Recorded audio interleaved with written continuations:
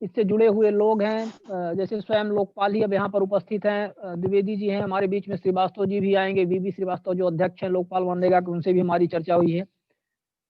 तो अच्छा रहेगा कि अपना पक्ष वो रखेंगे, हम समझेंगे इसको और भी बारीकियाँ इसकी समझेंगे, जानेंगे कि कैसे लोकपाल मनरेगा काम करता है और क्या-क्या प्रैक्टिकल समस्याएँ आती हैं। थ्योरेटिकल और प्रैक्टिकल में क्या डिफ़रेंस है और इसको कैसे दूर किया जाए?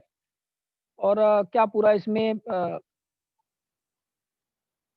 इसके लिए जो प्रयास तो ऑलरेडी प्रारंभ हो चुका है और अभी हाल ही में 23,900 बीबी श्रीवास्तव जी भी हमारे बीच में जुड़ने वाले हैं।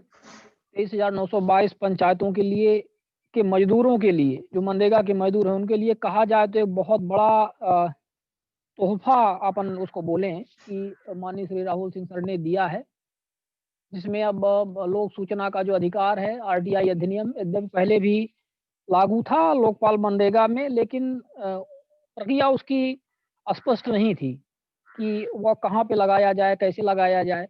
तो एक दूसरे के मार्गदर्शन पे ही मामला घूम रहा था इधर से उधर। जैसे कभी यदि अपन लोकपाल मनरेगा में आरटीआई लगाते हैं तो वहाँ से लोकायुक्त अथवा पंचायत विभाग को अंतरित कर दिया जाता था और वो एक दूसरे के ऊपर ऐसी ज़िम्मेदारी सौंपते थे। तो क्या इसकी समस्याएँ थी? क्यों ऐसा हो रहा था?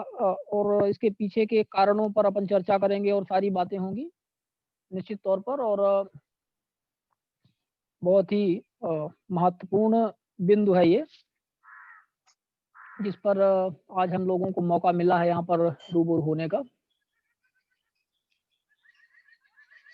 तो हम सीधे अब योगेंद्र द्विवेदी जी को आमंत्रित करेंगे। सर आपका स्वागत है, आमंत्रण है।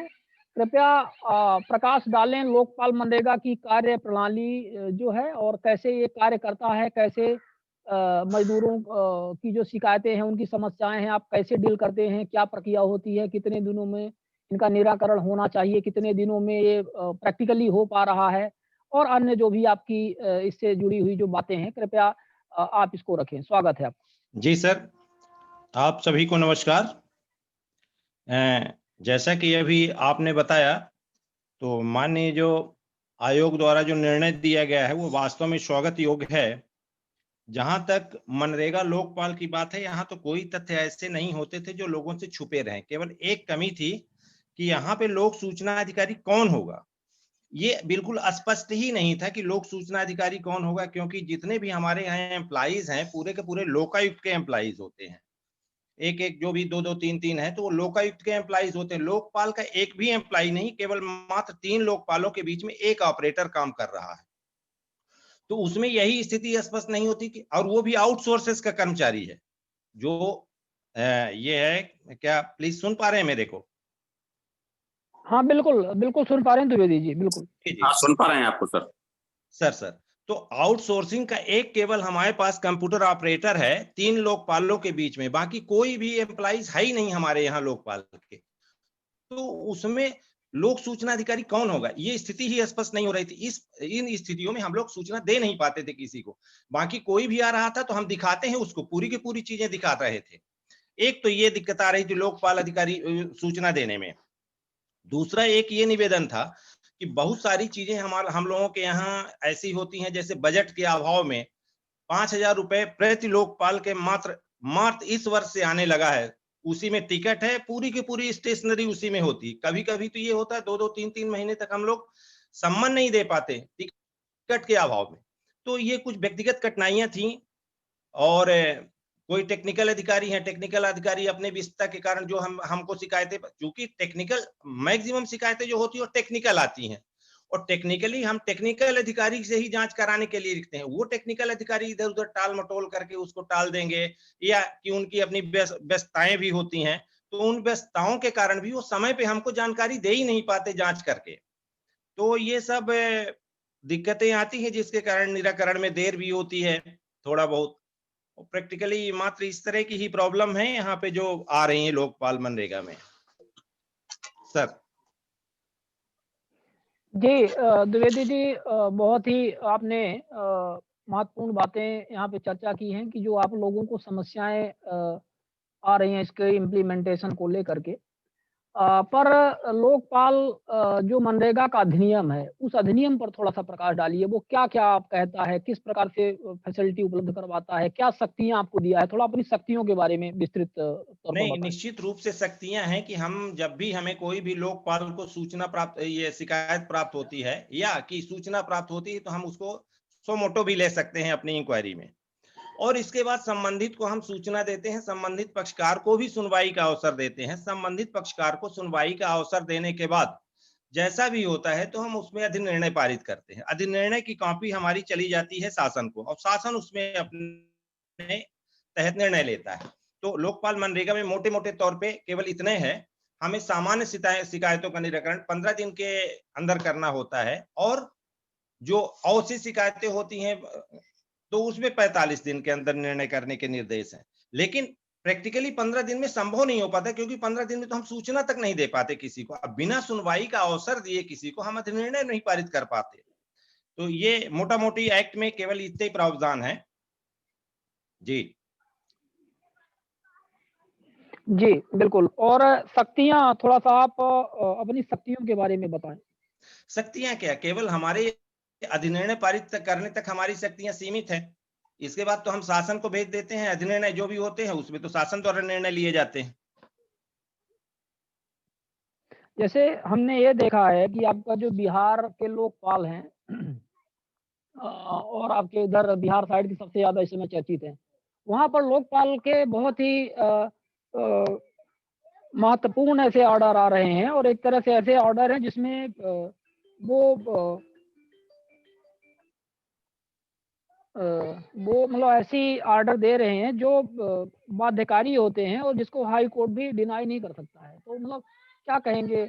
आपके पास जब इतनी शक्तियाँ हैं कि आपके ऑर्डर जिसको हाई कोर्ट भी डिनाई नहीं कर पाएगा, तो ये तो बहुत बड़ी बात हो जाती है। इसमें ये बात सही है कि जो हमारे अधिनिर्णय होते हैं उनके खिलाफ कोई अपील नहीं हो सकती। वो अंतिम निर्णय होते हैं। लेकिन उस अधिनिर्णय में क्रियान्वयन की जो भी अधिकार है वो शासन स्तर पे हैं। शासन स्तर पर मतलब पंचायत का मामला है तो पंचायत डिपार्टमेंट पंचायत करेगा। सेक्रेटरी को हम एसीएस, लोग जो भी सीएस के पास अधिनिर्णय में। होते हैं वो पंचायत सेक्रेटरी को ही भेजते हैं। हमारे बीच में बीबी श्रीवास्तव भी जुड़े हैं। श्रीवास्तव जी, आवाज़ आ रही है?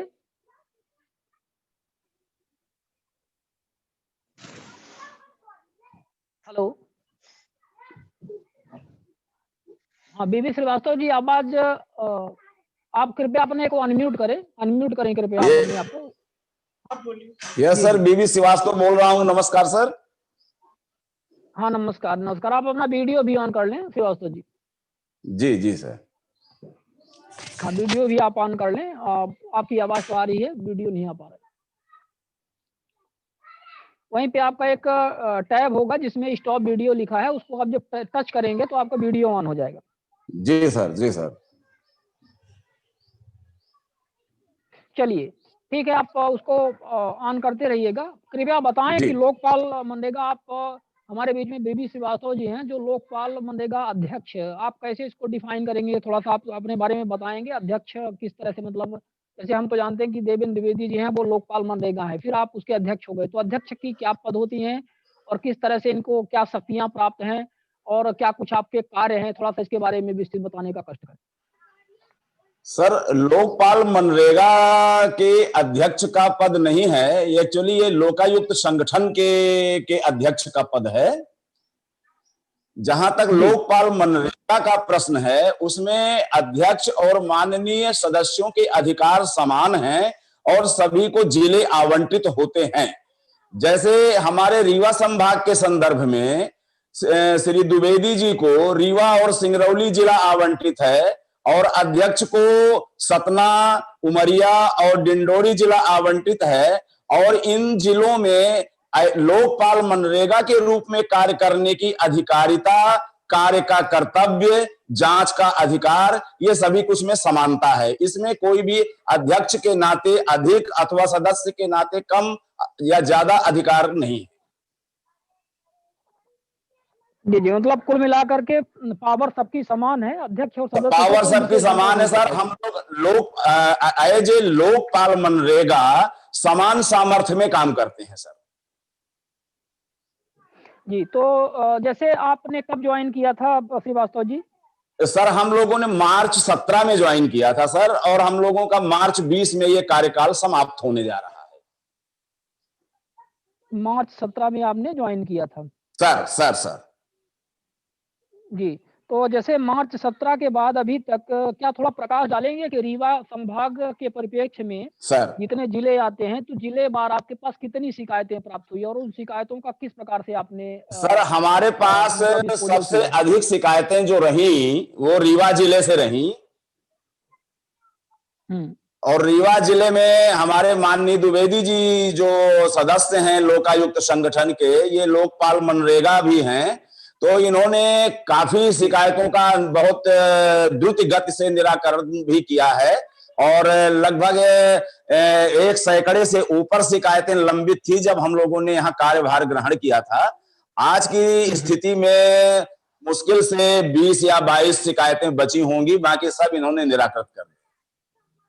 इसी प्रकार जैसे हमारे प्रभार में सतना, उमरिया और डिंडोरी जिले थे, तो सतना में लगभग 13 शिकायतें थी, जिसमें से कि हमने 9 शिकायतों का निराकरण कर दिया, 4 अभी लंबित है सर। और डिंडोरी से कोई भी शिकायत नहीं थी, उमरिया में जो भी शिकायतें थी उनका निराकरण कर दिया गया है। डिंडोरी से कोई शिकायतें नहीं आई? नहीं थी सर जी। जबकि डिंडोरी और आपका उधर का क्षेत्र एक्चुअली सर देखा जाए डिंडोरी तो जो है काफ़ी थोड़ी पिछड़ा। से सर डिंडोरी जो है एक तो पिछड़ा है, इस कारण भी लोगों को संज्ञान नहीं है। दूसरा सर हमने एज ए लोकपाल मनरेगा डिंडोरी का एक बार भ्रमण किया था, तो वहां पर जो हमारे सामने व्यवहारिक स्थिति सामने आई वो ये आई कि डिंडोरी वस्तुतः जो है वो जबलपुर संभाग का जिला है, और रीवा संभाग की दूरी लगभग 250 से 300 किलोमीटर के बीच पड़ जाती है। तो लोग शिकायतों को अभी ना तो मेल से भेज पा रहे हैं, ना आकर के व्यक्तिगत रूप से कर पा रहे हैं, दूरी की वजह से। दूसरा, उन्हें कुछ अव्यवहारिक महसूस हो रहा है कि हम रीवा क्यों जाएं, वहां तो आ गए।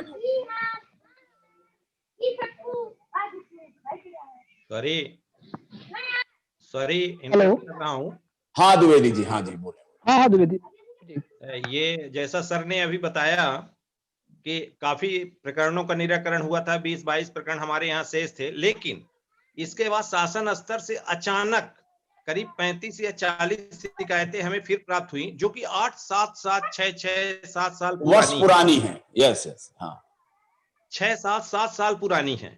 अब ऐसी स्थितियों में ना तो वो कार्य रह गया कि ओरिजिनली की जिसकी जांच कराई जा सके, बहुत सारे लोग उसमें से मृत हो गए, उनमें कैसे इंक्वायरी करें, क्या करें? वो और मौके की भी परिस्थितियां बदल गई, पूरी की पूरी बदल गई। हम टेक्निकली भी उसकी जांच नहीं करा पा रहे हैं। जी तो कुछ इस तरह की भी प्रॉब्लम आती है। एक प्रॉब्लम और आती है, जैसे सर ने बताया अभी कि जो लोकायुक्त के सदस्य होते हैं, तो वही उन्हीं के बीच में जिले आवंटित होते हैं। हमारे यहाँ भी नवीन तिवारी साहब थे, वो उनका कार्यकाल समाप्त हो गया। उनका कार्यकाल समाप्त होने से 3 जिले उनके आवंटित थे, वो तीनों के तीनों जिले रिक्त हो गए। अब वो 3 जिले किसी को भी आवंटित नहीं है अभी भी।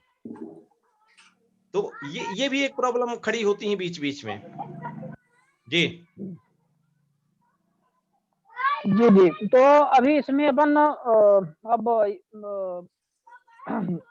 आपने कितना बताया कि मतलब आपके संभाग में कितने टोटल इसमें वो आ रहे हैं, जिले आ रहे हैं, मतलब जितने आप लोग देख पा रहे हैं, कितने जिले आपने बताया? रीवा संभाग के 4 जिले।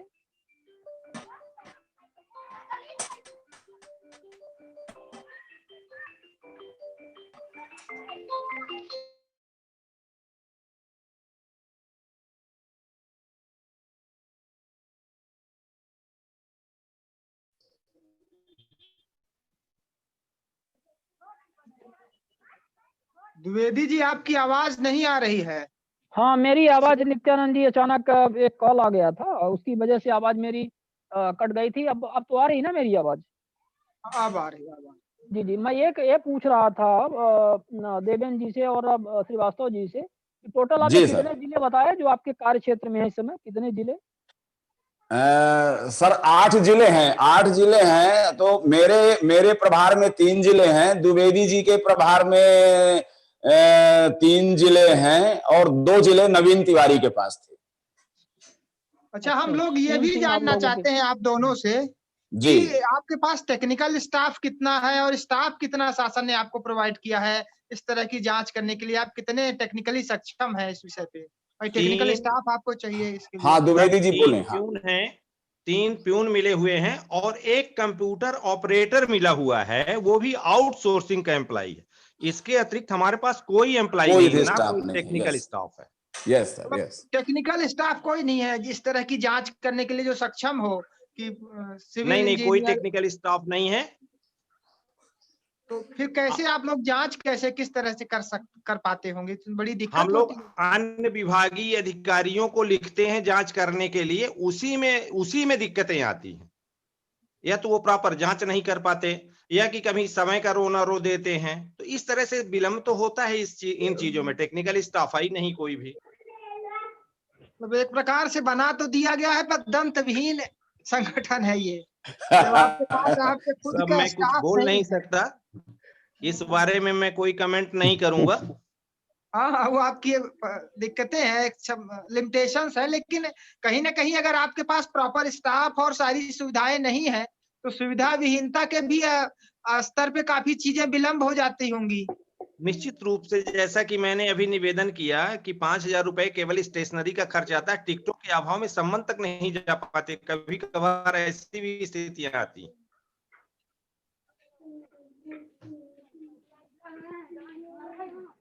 जी, बिल्कुल आपने सही कहा है कि ये सब समस्याएँ प्रैक्टिकली आ रही हैं। इन्हीं प्रैक्टिकल समस्याओं को एक बात और भी यहाँ पर देवेन जी हम आपसे जानना चाहेंगे कि जैसे जिले स्तर पर ये आपका लोकपाल मनरेगा की व्यवस्था होती है कि कोई व्यक्ति जिले स्तर पर आकर के करे। डिंडोरी का उदाहरण आपने बताया कि कोई शिकायतें नहीं आई, सीधी-सी बात है। जी, जी।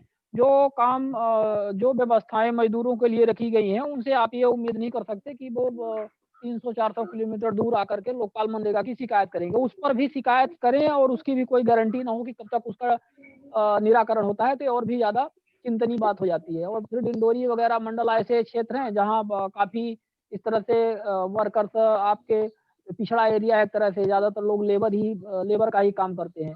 तो उनके लिए तो ये बिल्कुल इम्प्रैक्टिकल है एक तरह से कहा जाए तो इसका कोई अपन इसको बिल्कुल, प्रैक्टिकल नहीं बोल जैसे सकते इस हमारे व्यवस्था क्षेत्र को। में तो सिगरौली जो है, जैसे हमारे प्रभार तो क्षेत्र में इसमें जो एक बात हाँ, एक बात इसमें हाँ, जी हमें हाँ, ठीक है आप पूरा कर लीजिए बात। जो सिगरौली जिला है, वहां से एक भी शिकायत नहीं है हमारे पास। उसका कारण दूरी है। सिंगरौली से भी नहीं। जी।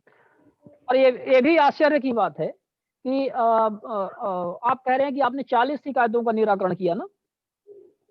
रीवा में? नियर अबाउट ऐसे है, क्योंकि मैं ऑफिस में नहीं हूँ। पिछले 3-4 दिनों से मेरे फीवर आ रहा था, बुखार आ रहा लगभग था। हाँ, हाँ। जी, अभी जी। भी मैं नहीं, बस वही अभी लगभग भी मैं पूछ रहे हैं, बुखार में ही लगभग। बैठा हूँ। नहीं, लगभग जी, जी। 40 नहीं, के आपका करीब है। समय देने के लिए धन्यवाद। हाँ जी, लगभग 40। तो मतलब जैसे टोटल कितनी शिकायतें रजिस्टर्ड हुई हैं रीवा में, रीवा जिले की? रीवा जिले में करीब-करीब 70 एप्रोक्सिमेटली थी। एप्रोक्सिमेटली नियर अप्रॉक्सिमेटली 70 थी। सर 70 थी, जिसमें से मैंने ये 40 या आपके 45 का निराकरण कर दिया था। मतलब ये कुल रजिस्टर्ड हुई हैं मार्च 2017 से आपका पदभार संभालने के बाद। जी। नहीं, इसमें पहले से भी थी, तो पहले से भी बहुत कम रजिस्टर्ड थी। पहले निराकरण से हुआ पहले था। से जी जी जी जी। हाँ, जी, हाँ, तो टोटल है ये। श्रीवास्तव जी जैसे अब इसमें आपको ये लगता नहीं है कि जैसे रीवा में ही यदि ये व्यवस्थाएँ हैं, रीवा संभाग में ही है, रीवा इसका हेडक्वार्टर है, तो क्या जी सिर्फ़ 70 शिकायतें जो भी मतलब आप कह रहे हैं कि पिछली भी हैं सब मिला कर के तो मतलब 5-6 साल जो भी माने 8 साल से सिर्फ़ 70 ही शिकायतें आप आई हैं, वो भी मज़दूरों से संबंधित, जबकि हर एक पंचायत में एक ये जी बात आ रही है हर एक पंचायत में ये बात सामने आ रही है कि मज़दूरों का हक माना जा रहा है। मज़दूर अपनी आवाज़ उठा रहे हैं, फर्जी मास्टर रोल बन रहे हैं, फर्जी मास्टर रोल जारी किए जा रहे हैं और इस तरह की जो भी सब समस्याएँ आ रही हैं, आए दिन पेपर, पत्रिकाओं और हर जगह मिलती हैं। तो आपको लगता नहीं कि मतलब मज़दूरों की पहुँच आपके लोकपाल मनरेगा तक बहुत ही कम है? ऐसा लग नहीं रहा है क्या? क्योंकि 70 ही शिकायतें आ रही हैं, तो 70 शिकायतें ये बहुत कम है मतलब कुल मिला के। हमारे बीच में माननीय राहुल सिंह सर भी जुड़ चुके हैं। सर स्वागत है आपका। मध्य प्रदेश राज्य सूचना आयुक्त महोदय।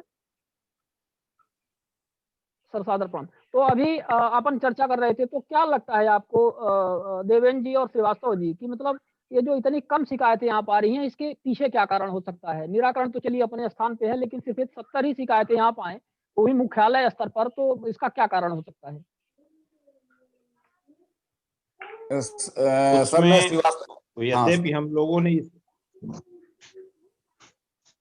हाँ, श्रीवास्तव जी जैसे, हाँ ठीक है, हाँ हाँ, देवेंद्र जी आप ही जी। हाँ, इसमें हम लोगों ने वैसे शुरुआत में जब ज्वाइन किया है तो उस समय हम लोगों ने प्रचार प्रसार किया था, बैठकें भी आयोजित किया था लोगों की।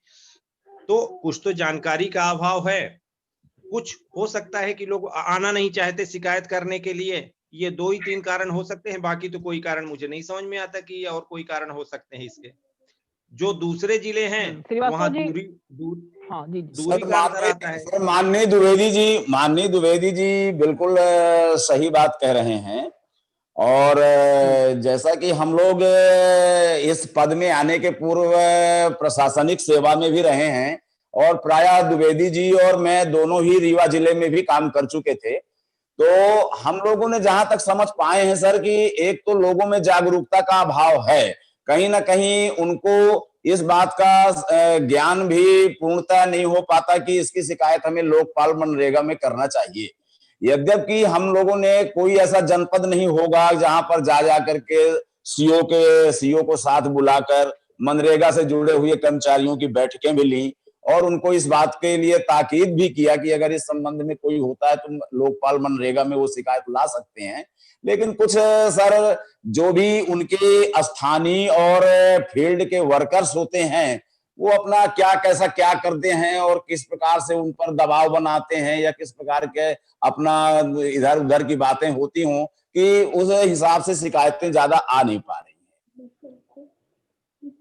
तो आपको लगता नहीं, आप दोनों जन को ये लगता नहीं है कि लोकपाल मनरेगा की जो पहुंच है वो मुख्यालय स्तर पर ना हो करके ये ग्राम पंचायत स्तर पर हो? इसकी व्यवस्था के लिए आप लोगों ने क्या प्रयास किए? क्या शासन प्रशासन को आपने इसके बारे में लिखा कि मजदूर हमारे बीच में पहुंच नहीं पा रहे हैं? एक अत्यंत महत्वपूर्ण पोस्ट जो कि शासन स्तर से क्रिएट की गई है मजदूरों के लिए, और श्रम कानून वैसे भी इतने सख्त हैं, तो ऐसे में यदि जो मजदूर वर्ग ही है वह आपके पास तक नहीं पहुंच पा रहा है, तो क्यों ना ऐसी व्यवस्था की जाए कि आप मजदूर वर्ग के पास तक पहुंचे? अब व्यवस्था तो सर शासन की जो भी होगी वो हमें मान्य है, लेकिन हाँ हमारी तरफ से अभी इस संदर्भ में शासन को कोई रेफरेंस नहीं हुआ है। नहीं, तो आपको भी प्रयास करना पड़ेगा, क्योंकि ये डेटा आपको पहुंचाना पड़ेगा ना। शासन भी एकदम ऐसे इसको ओवरलुक कर रहे हैं, ये थोड़ी समझ के परे है कि इतने दिनों से इतनी महत्वपूर्ण पोस्ट क्रिएट होने के बाद में यदि मजदूरों की पहुंच वहां तक नहीं हो पा रही है, यदि डिंडोरी और सिंगरौली का मजदूर यहाँ पे नहीं आ पा रहा है, एक भी शिकायत आपके यहाँ रजिस्टर्ड नहीं हो पाई है, तो ये काफी चिंता की बात है निश्चित तौर पर। हमारे बीच में माननीय राहुल सिंह सर, मध्य प्रदेश राज्य सूचना आयुक्त, तो इस संबंध में एक निवेदन करना चाहूंगा। हेलो जी देवेंद्र जी। हाँ, ये निवेदन सुन पा रहे करना चाहूंगा कि जो मनरेगा का ये अधिनियम बना है, इसमें उसी में लिखा हुआ है कि जो संभागीय सदस्य होंगे, लोकायुक्त के संभागीय कमेटी के सदस्य होंगे, वही लोकपाल मनरेगा के तहत होंगे। तो ये शासन स्तर पे ही इसके संबंध में निर्णय लिया जा सकता है। चूंकि एक्ट में चूंकि ये प्रोविजन कर दिया गया है, नियमावली में ये प्रोविजन है, इसलिए इसमें हम लोगों के स्तर पे कुछ भी नहीं हो सकता। शासन जैसा भी चाहे तो इसमें अमेंडमेंट करके और उसमें निर्णय पारित कर सकता है अपना। ठीक, चलिए ठीक है, आपने अपनी बात रखी और हमारे बीच में माननीय श्री राहुल सिंह सर जुड़ चुके हैं, मध्य प्रदेश राज्य सूचना आयुक्त। सर मैं आपको आमंत्रित करूंगा कार्यक्रम की आप अध्यक्षता करें और आगे का जो भी कार्यक्रम में अपना मार्गदर्शन है प्रदान करें। और ये अत्यंत महत्वपूर्ण टॉपिक जो बहुत ही हमारे सबके हृदय से जुड़ा हुआ है, आपने बहुत ही जबरदस्त निर्णय दिया हुआ है कि मध्य प्रदेश की 23,922 पंचायतों में जो मजदूर हैं उनके लिए एक अभूतपूर्व न्यायिक व्यवस्था आपने की हुई है कि उनकी शिकायतें पंचायत वार, ब्लॉक वार वेब पोर्टल पर साझा होनी चाहिए। 15 दिवस के अंदर जिन शिकायतों के निराकरण का प्रावधान है वो 15 दिवस के अंदर होनी चाहिए। जिनका 45 दिवस के भीतर है उनका 45 दिवस के भीतर होनी चाहिए। और क्या कारण है, क्यों नहीं हो पा रही है, ये सारी चीजों को वेब पोर्टल पे साझा किया जाना है। बहुत ही महत्वपूर्ण सर आपका निर्णय रहा है, उसी के परिप्रेक्ष्य में कार्यक्रम आयोजित किया गया है। सर स्वागत है आपका। धन्यवाद शिवानंद जी। जब भी कानून या कोई नियम कागजों में रहता है और उसके बाद धरातल पर उसकी क्या स्थिति होती है और कितना इम्प्लीमेंट होता है, तो ये जो योगेंद्र द्विवेदी जी इन्होंने बताया और श्री बेबी श्रीवास्तव जी जो बता रहे हैं, उससे इस पर काफी प्रकाश पड़ रहा है कि दरअसल में ये व्यवस्था किस तरह से चल रही है। लेकिन यहाँ पर तो आप मुझे जिस चीज के लिए धन्यवाद दे रहे हैं, तो मैं आपको ये बताना चाहूंगा कि मैंने तो कुछ नहीं किया, मैंने तो सिर्फ वही किया जो ऑलरेडी उसमें व्यवस्था बनी हुई थी लोकपाल एक्ट के तहत। एक काम मैंने जरूर ये किया है कि धारा 4 के तहत जो एक फॉर्मेट होता है, हमने एक फॉर्मेट को बनाया है और उस फॉर्मेट में किस तरह से जो लोकपाल के समक्ष जो शिकायतें आती हैं और शिकायतों के बाद जो निराकरण होता है, उस निराकरण पर कितनी शिकायतें आ गई हैं और कितना में क्या निराकरण हुआ है, वो सारी जानकारी जो है वो साझा करने के लिए जनता के साथ, खासतौर से जो कंप्लेनेंट्स हैं उनको ये मालूम पड़े कि उन्होंने कोई कंप्लेंट की है तो उस कंप्लेंट पर क्या व्यवस्था बनी। और हम लोग पिछले 2-3 बार से जब हमारे वेबिनार हो रहे थे और इसी विषय पर चल रहे थे कि मनरेगा को लेकर के और किस तरह से